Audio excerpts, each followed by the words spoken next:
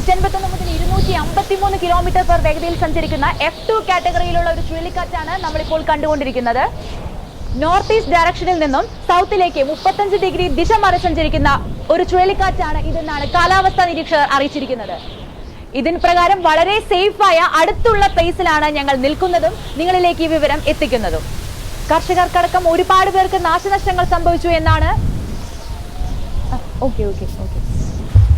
ഇപ്പോൾ കിട്ടിയ നിർദ്ദേശമനുസരിച്ച് ഈ ടൊർണാഡോയുടെ ഡയറക്ഷന് മാറ്റമുണ്ടായെന്നാണ് അറിയുന്നത്.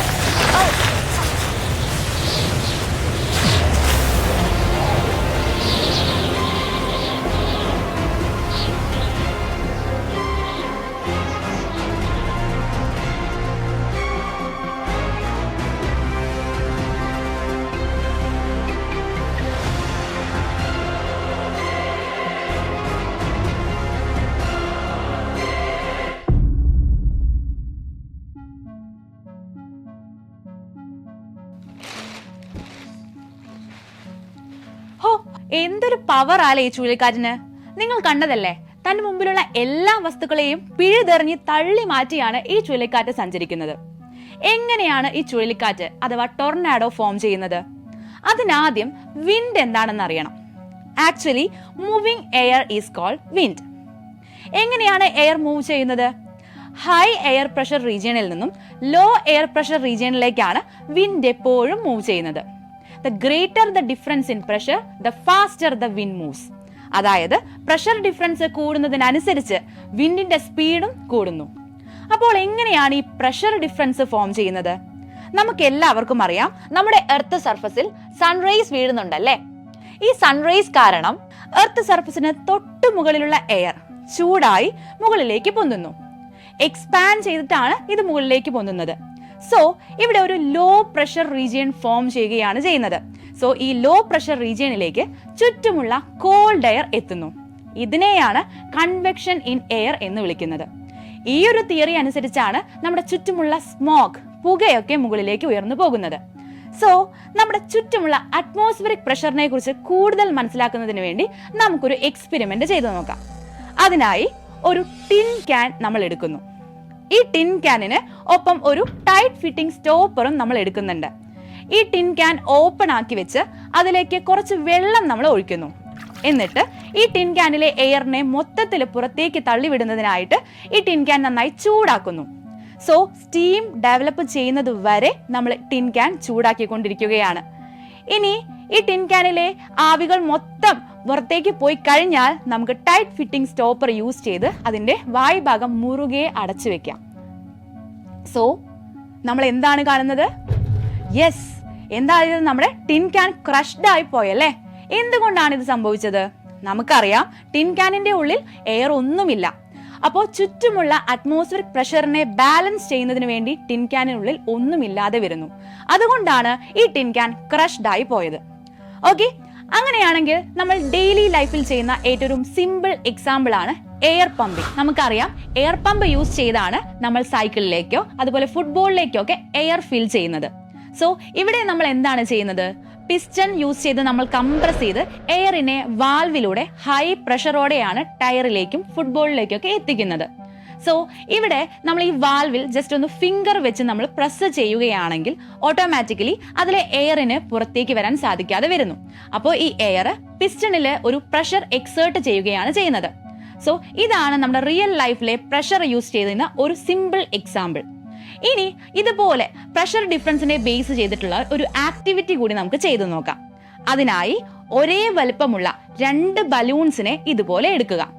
ഈ 2 ബലൂണുകൾക്കുള്ളിലും കുറച്ച് വാട്ടർ ഉണ്ട്. ഓക്കെ, കൂടാതെ അതിൽ ഫുള്ളും എയർ ആണുള്ളത്.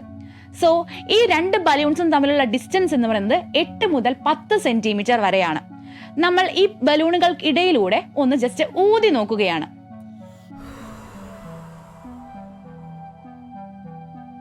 നിങ്ങളിപ്പോൾ എന്താണ് കാണുന്നത്? യെസ്, ബലൂണുകൾ അടുത്തേക്ക് വന്നു അല്ലെ. എന്തുകൊണ്ടാണ് ഈ ബലൂണുകൾ രണ്ടും അടുത്തേക്ക് വന്നത്?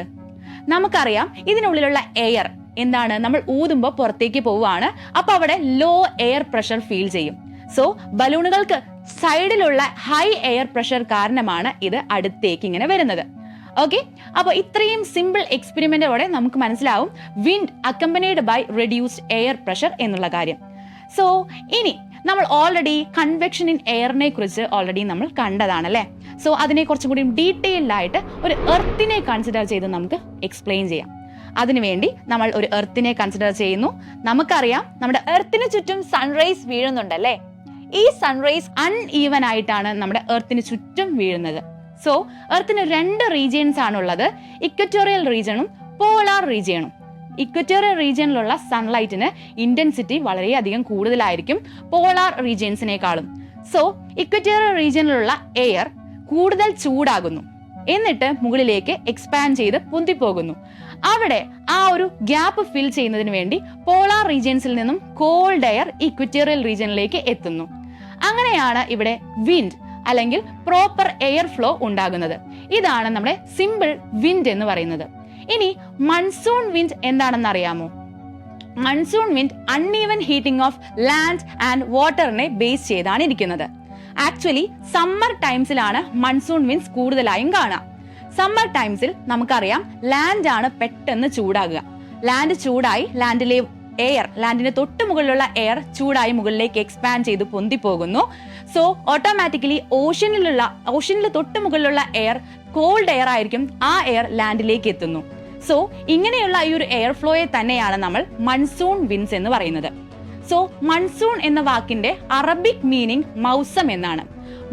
മൗസം എന്ന വാക്കിന്റെ അർത്ഥം സീസൺ എന്നാണ്. സോ ഇത്രയും സിമ്പിൾ ആയിട്ട് നമുക്ക് വിൻഡിനെയും മൺസൂൺ വിൻഡിനെയും കുറിച്ച് കൂടുതൽ മനസ്സിലാക്കാം. ഇനി ഈ കാറ്റിനെ കുറിച്ച് നമ്മൾ കാര്യമായി പറഞ്ഞു. കാറ്റിന്റെ സ്പീഡ് അല്ലെങ്കിൽ വെലോസിറ്റി എങ്ങനെ മെഷർ ചെയ്യാം? അനിമോമീറ്റർ എന്നൊരു ഡിവൈസിനെ കുറിച്ച് കേട്ടിട്ടുണ്ടോ?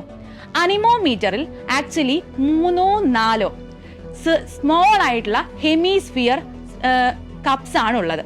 സോ ഈ 4 ഹെമിസ്ഫിയർ കപ്സ് കാറ്റിനെ ക്യാച്ച് ചെയ്ത് ഇതുപോലെ ഒരു വെർട്ടിക്കൽ റോഡിന് ചുറ്റും കറങ്ങുന്നു.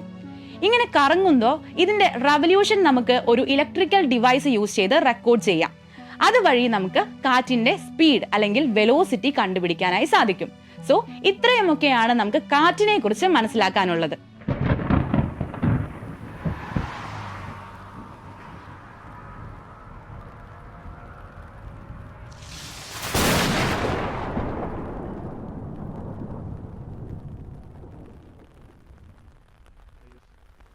ഇടിമിന്നൽ കണ്ടോ?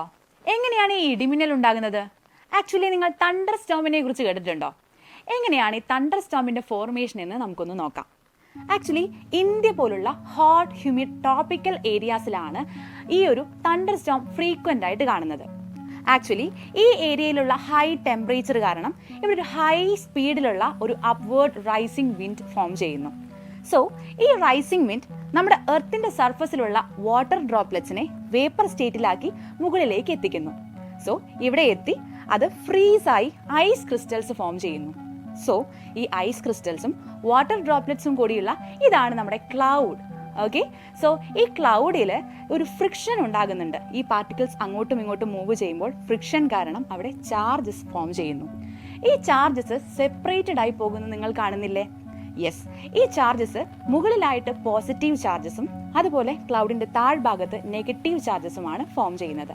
ദെൻ എർത്തിന്റെ സർഫസിൽ ഒരു പോസിറ്റീവ് ചാർജും ഇവിടെ ഉണ്ടാകുന്നു. സോ ഈ ഒരു ചാർജ് സെപ്പറേഷനിലുള്ള ഇലക്ട്രിക് ഡിസ്ചാർജ് ആണ് നമ്മളിപ്പോൾ കണ്ട ലൈറ്റ്നിങ്. സോ ഈ ലൈറ്റ്നിങ് കാരണം ഒരു റാപ്പിഡ് ആയിട്ടുള്ള ഹീറ്റ് റിലീസ് ഉണ്ടാകുന്നുണ്ട്. സോ അവിടെ ഒരു സൗണ്ട് വേവ് ക്രിയേറ്റ് ചെയ്യുന്നു. ഈ സൗണ്ട് വേവിനെയാണ് നമ്മൾ കേൾക്കുന്ന തണ്ടർ എന്ന് പറയുന്നത്. സോ തണ്ടറും ലൈറ്റ്നിങ്ങുമുള്ള ഈ ഓവറോൾ ഒരു ഇഫക്റ്റ് ആണ് തണ്ടർ സ്റ്റോം എന്ന് പറയുന്നത്. സോ ഈ തണ്ടർ സ്റ്റോം കുറച്ച് ഡേഞ്ചർ ആണെന്ന് നിങ്ങൾക്ക് എല്ലാവർക്കും അറിയാലോ. സോ തണ്ടർ സ്റ്റോമിൽ നിന്ന് കുറേ അധികം പ്രിക്വേഷൻസ് നമ്മൾ എടുക്കേണ്ടതുണ്ട്. ആക്ച്വലി നമ്മളിപ്പോൾ കണ്ട പോലെ ഒറ്റയ്ക്കുള്ള മരമൊന്നും നമ്മൾ ഒരു ഷെൽട്ടറായിട്ട് സ്വീകരിക്കാൻ പാടില്ല. അതുപോലെ സപ്പോസ് നമ്മളൊരു കാട്ടിലാണെങ്കിൽ ചെറിയ മരം വേണം നമ്മൾ ഷെൽട്ടറായിട്ട് സ്വീകരിക്കാം. അതുപോലെ നമ്മൾ യൂസ് ചെയ്ത കുടകൾ എപ്പോഴും മെറ്റാലിക് എൻഡ് ഉള്ളത് ആകരുത്. സോ ജനലിനരികിലിരിക്കുന്നതൊക്കെ വളരെയധികം ഡേഞ്ചറസ് ആണ്. അതുപോലെ ഓപ്പൺ ഗാരേജസ്, മെറ്റൽ ഷെഡ്സ്, ഇതൊക്കെ വളരെ ഡേഞ്ചറസ് ആയിട്ടുള്ള പ്ലേസ് ആണ്. അങ്ങനെയാണെങ്കിൽ കാർ, ബസ് പോലുള്ള ഫുള്ളി കവേർഡ് ആയിട്ടുള്ള വെഹിക്കിൾസ് ആണ് ഏറ്റവും ബെസ്റ്റ് ഷെൽട്ടേഴ്സ് തണ്ടർ സ്റ്റോം നടക്കുമ്പോൾ. സോ ഈ തണ്ടർ സ്റ്റോമിനെ കുറിച്ച് നമ്മൾ ഡീറ്റെയിൽഡ് ആയിട്ട് നോക്കിയല്ലേ. അപ്പോൾ എങ്ങനെയാണ് ഈ തണ്ടർ സ്റ്റോം ഒരു സൈക്ലോൺ ആയിട്ട് മാറുന്നത് എന്ന് നോക്കിയാലോ? സൈക്ലോൺ വളരെയധികം ഡേഞ്ചറസ് ആണ് എന്നുള്ള കാര്യം നമുക്ക് എല്ലാവർക്കും അറിയാം. ആക്ച്വലി ഈ തണ്ടർ സ്റ്റോം കഴിഞ്ഞ് സൈക്ലോൺ എങ്ങനെ ഫോം ചെയ്യുന്നു എന്ന് നമുക്കൊന്ന് നോക്കാം. യെസ്, സോ നമുക്ക് എല്ലാവർക്കും അറിയാം, വാട്ടർ ലിക്വിഡ് സ്റ്റേറ്റിൽ നിന്ന് വേപ്പർ സ്റ്റേറ്റിലേക്ക് പോകുമ്പോഴും വേപ്പർ സ്റ്റേറ്റിൽ നിന്ന് ലിക്വിഡ് സ്റ്റേറ്റിലേക്ക് പോകുമ്പോഴും ഹീറ്റ് ആവശ്യമാണ്. സോ നമ്മുടെ ക്ലൗഡ് ഫോർമേഷന് തൊട്ട് മുൻപ് നമ്മുടെ എർത്ത് സർഫസിലുള്ള വാട്ടർ ലിക്വിഡ് സ്റ്റേറ്റിൽ നിന്ന് വേപ്പറായിട്ട് മാറുന്നു. അവിടെ ഹീറ്റിനെ അബ്സോർബ് ചെയ്യുകയാണ് ചെയ്യുന്നത്. ദെൻ ഇങ്ങനെ എത്തുന്ന വേപ്പർ മുകളിലെത്തി ഹീറ്റിനെ റിലീസ് ചെയ്തിട്ടാണ് വാട്ടർ ഡ്രോപ്ലെറ്റ്സ് ആയിട്ട് മാറുന്നത്. സോ ഇങ്ങനെ വാട്ടർ ഡ്രോപ്ലെറ്റ്സ് ഫോം ചെയ്യുന്നു. ഈ വാട്ടർ ഡ്രോപ്ലെറ്റ്സ് താഴത്തേക്ക് വീണിട്ടാണ് നമ്മൾ മഴ കാണുന്നത്. സോ ഇവിടെ ഒരു ഹീറ്റ് റിലീസ് ഉണ്ടാകുന്നുണ്ട് എന്ന് പറഞ്ഞല്ലോ. ഈ ഹീറ്റ് റിലീസ് ചുറ്റുമുള്ള എയറിനെ ചൂടാക്കുന്നു. സോ ഈ ചൂടായ എയർ എപ്പോഴത്തെയും പോലെ തന്നെ മുകളിലേക്ക് റൈസപ്പ് ആയി പോകുന്നു.